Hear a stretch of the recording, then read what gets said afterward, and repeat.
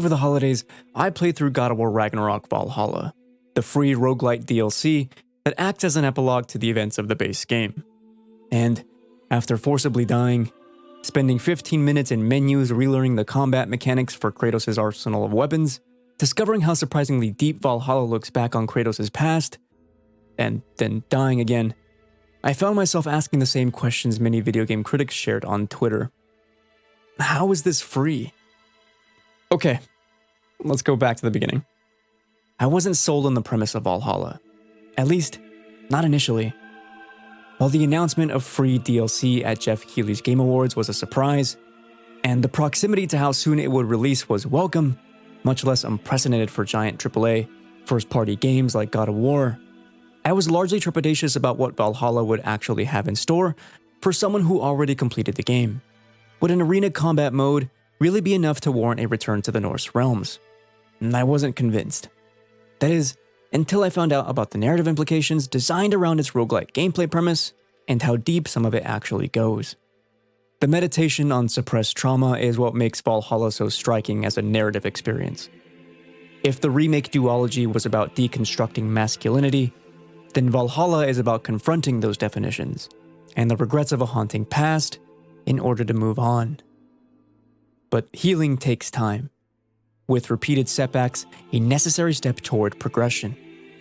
In the blood-soaked catharsis of sweat and ash, one must imagine Kratos happy.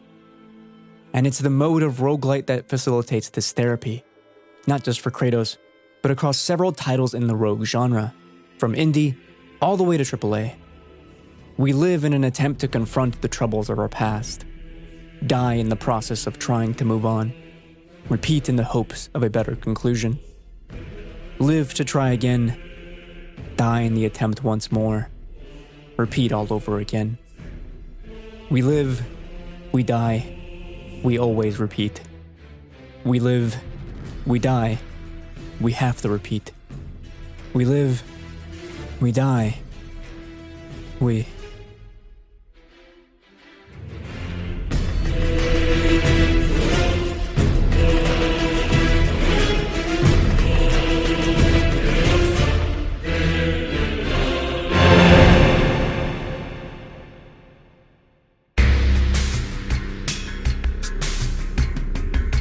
Okay, let's go back to the beginning.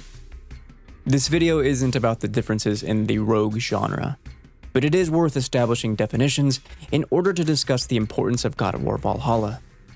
In his Blessing Show video on Kinda Funny Games, Blessing Adeoye Jr.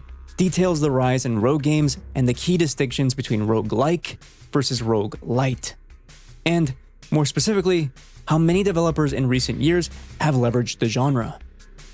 As Blessing notes, the source for these parameters of roguelike are the 9 general principles known as the Berlin Interpretation, established at the International Roguelike Development Conference in 2008. These 9 principles are the high-value factors necessary to determine the degree of faithfulness a roguelike game actually is. And while not every principle needs to be followed in order to classify a game as roguelike, the degree to which a game follows the established guidelines of each principle acts as a distinction between roguelike and roguelite. Essentially, the closer a game follows each of these principles, the more roguelike. The more it diverts, the more roguelite. With me so far? I bring up Blessing's synthesis not because we need these definitions to talk about God of War, though they are important, but because there's a separate conversation further than the principles themselves, within how a developer utilizes the genre in their game. The implications of these guidelines are twofold: the intention of using principles to play a rogue game, and the elevation of said principles to tell a story, both of which are vital to a game's success. Mastery is at the heart of most all rogue games. At least, the best ones are, anyway. Through failure is where players become familiar with the systems and mechanics of a rogue game. And restarting a playthrough for another attempt, and learning from previous mistakes, is where a player grows stronger, eventually mastering gameplay for a successful run and reaching completion. This is the intention of rogue gameplay, fundamentally engaging with and learning through systems and mechanics, to get better through repetition. Incremental improvement is what marks Hades from Supergiant Games as one of the best roguelite experiences of recent memory, even in 2024. In Hades, death is another step in Zagreus' journey, with every return to the palace providing an opportunity for us to upgrade through the Mirror of Night. As players become familiar with Zagreus' moveset and get better at surviving combat encounters, the opportunity to become stronger through upgrades at the start of each run allows us to feel tangible progression and incentivizes us to push a little further than before. And even further, tinkering with upgrade types, keepsakes, and available weapons not only allows for various builds, but is even encouraged by the game, as clearing boss encounters with new weapons rewards players with higher rarity artifacts. While the gameplay of Hades is certainly amazing, its success actually comes from the design intention smartly implemented by the developers. In order to get the most out of Hades, we have to fundamentally engage with its roguelite systems if we want to improve. Vampire Survivors, 2022's roguelite indie darling from Ponkel, similarly embodied this gameplay loop of micro-progression through incremental upgrades. The more you played, the easier it became to master, with each new unlock level necessitating changes based on the types of enemies you'd face. And indeed, many of the best roguelites follow similar ideologies, with indies as the trailblazers of the rogue genre. Many, like Dead Cells, Spelunky, Rogue Legacy, and Risk of Rain, utilize the general principle of rogue to design a game with gameplay intention at its core. So, how does this compare with Valhalla? Okay, let's go back to the beginning. God of War Ragnarok's combat was great, but for me, ultimately felt like there was still something to be desired. What I mean by that is, despite Kratos' arsenal of weapons expanding to 3, the axe, the blades, and now the spear, there were little opportunities for us to engage with these weapons outside of removing a status shield from the sporadic enemy. And because the axe, in my opinion, feels so good to use, I never truly felt like there was any incentive to switch or experiment with the other weapons. And that's even with fully upgrading each of the weapon trees. Much less so was I ever inspired to switch out both my shield or my Spartan Rage. But God of War Valhalla directly addresses my critiques by leveraging the roguelite system. At the start of each run, Kratos must choose what to equip before entering Valhalla. We perform the ritual of selection each and every time. The kicker here is that one of these in each respective category will be marked with Valhalla's favor, meaning that using that gear will grant you additional rewards during the subsequent attempt. And those rewards are fundamental to achieving a successful run in Valhalla, especially in harder difficulty settings. Just like Hades, clearing more stages of a run will provide Kratos with various currencies to purchase permanent upgrades, making him stronger the more you play the game. And of course, the stronger you are, the further a run will take you. And the Hades inspirations don't stop with gear. Many of Valhalla's rooms offer the player doors to the next encounter. While we never know what we'll face, as the encounters are randomized, we do know what our type of reward will be based on the symbol inscribed on the door. This lets us as players engage with Valhalla's systems a bit deeper. Do we risk a combat encounter to strengthen a perk on our weapon? Or seek healing? Of course, what we really have to consider before entering any of these doors is what makes most sense for Kratos' build on the current run. As rooms get progressively harder, these decisions begin to hold more weight. Okay, let's go back to the beginning. Remember when I mentioned that I spent roughly 15 minutes of my opening time with Valhalla digging through menus to relearn combat? And how the intent of a rogue game is to fundamentally engage with and learn mechanics in order to achieve mastery? Well, in that regard, I was also quick to dismiss Valhalla. I didn't believe that a roguelite DLC that takes place after the events of the base game would fundamentally work. If you're a newer Ragnarok player, then you picked up enough of the necessary skills through the main campaign of Ragnarok that taking on runs in Valhalla should be relatively easy, as you're already familiar with most weapons and combos. And inversely, if you're a returning player, like myself, then the intended difficulty wouldn't be with learning the mechanics of the roguelite mode, it would be in memorizing previously upgraded skills from over a year ago. I anticipated a disconnect between the genre and the mechanics present. And then my subsequent runs happened. After completing the first room of a new run, one usually filled with 2 or 3 easy draugrs or raiders, Kratos is confronted with a weapon path chest. Each of these weapons had their own specific role, one that changed at the beginning of each new run, that thus determined the approach to combat I'd take on this attempt. Suddenly, having to switch to a weapon I otherwise wouldn't have picked because the perks complemented either my equipped shield or Spartan Rage fundamentally changed my engagement through Valhalla. And because I was having to switch between shields and weapons I either used less frequently or rarely touched, I found Valhalla actually challenging. The work was hard. And with a narrative surrounding Kratos therapizing his past trauma through combat, then the gameplay needed to reflect that difficulty. Not only was I engaging with the gameplay mechanics intended by the developers more thoroughly, and throughout every room of every run, I was holding the weapons that cut into the heart of the game's themes with my own hands. Okay, let's go back to the beginning. Stick with me. Things are going to get a bit poetic. There's a form of poetry called Pantoum. It originated in Malaysia in the late 15th century, but was later popularized by French and British poets in the 19th century. Pantoums aren't as well known today. We don't study them like we do other forms in the curriculum.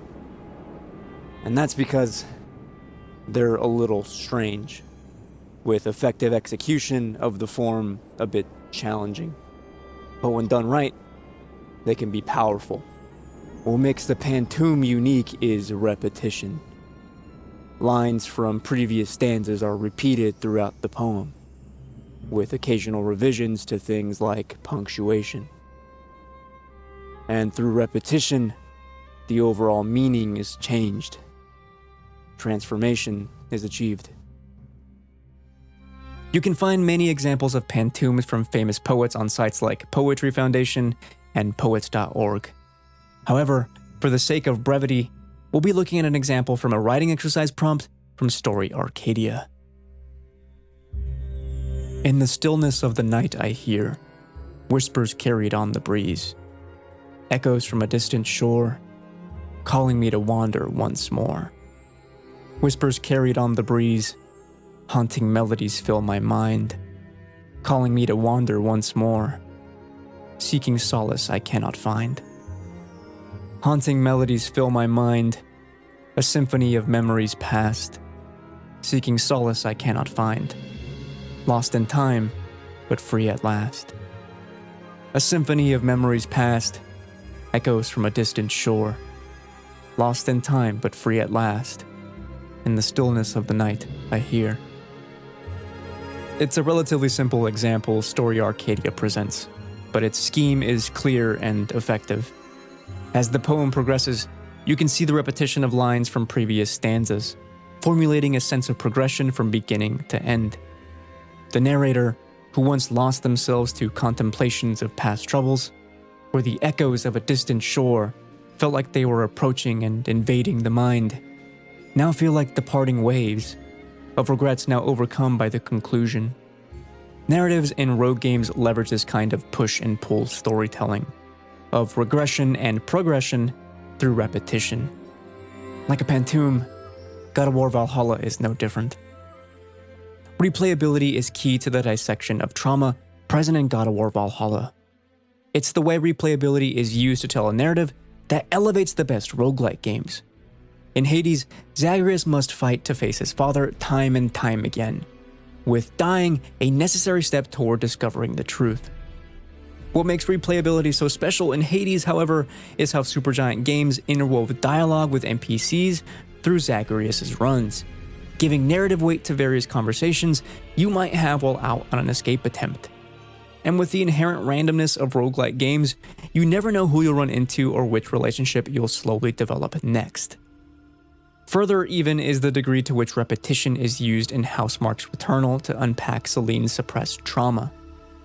Without spoilers, discovering the latent truths behind the White Shadow involves Celine confronting her past over and over and over again, sometimes from different perspectives.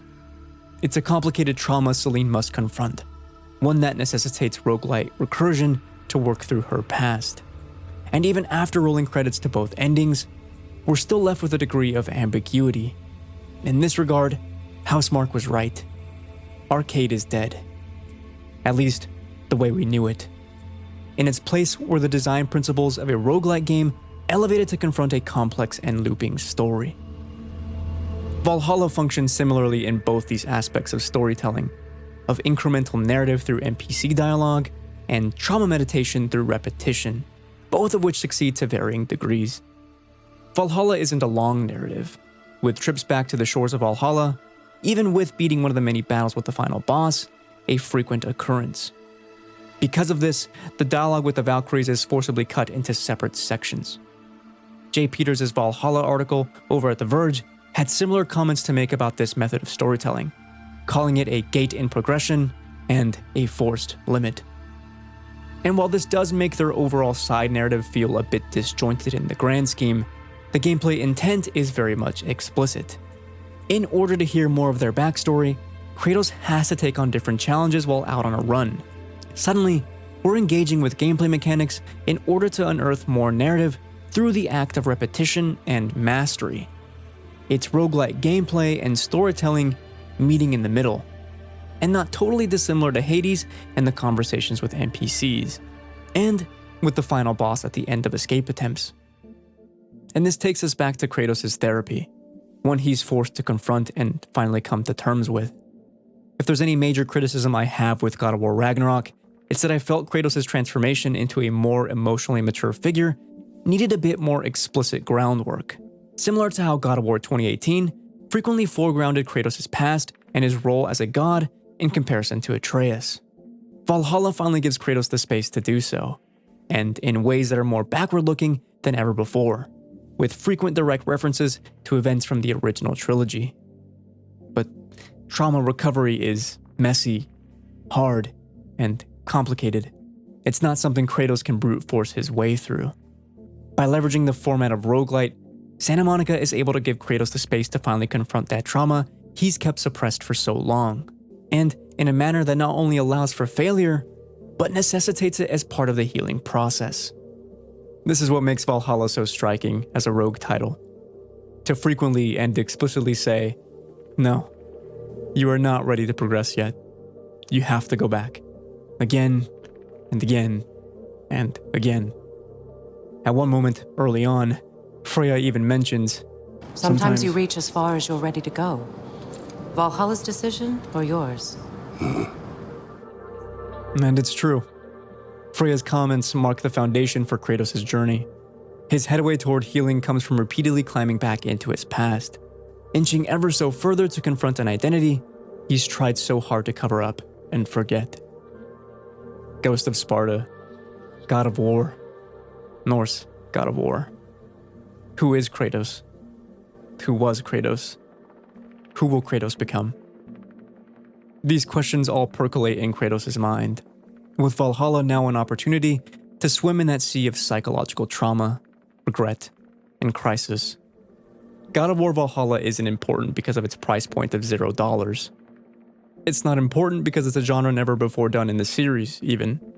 It's important because of the way it utilizes the genre to elevate a narrative never before given the space to the degree it finally has now, and even with its relatively short runtime.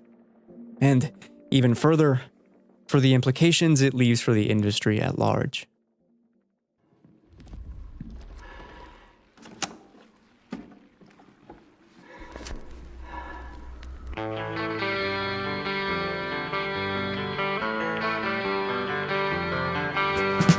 Oh, copyright. I can't use that song. Okay, let's go back to the beginning. AAA gaming is currently in a bit of an unspoken crisis. In my previous video, I've already talked about the looming dangers of ballooning budgets, while rampant layoffs continue to plague the industry, even now in the first few weeks of 2024. But what was largely unknown was how studios and publishers would respond to these forthcoming threats. Or more specifically, what practices they could implement to stave off unsustainability. Finally, we're seeing what that looks like.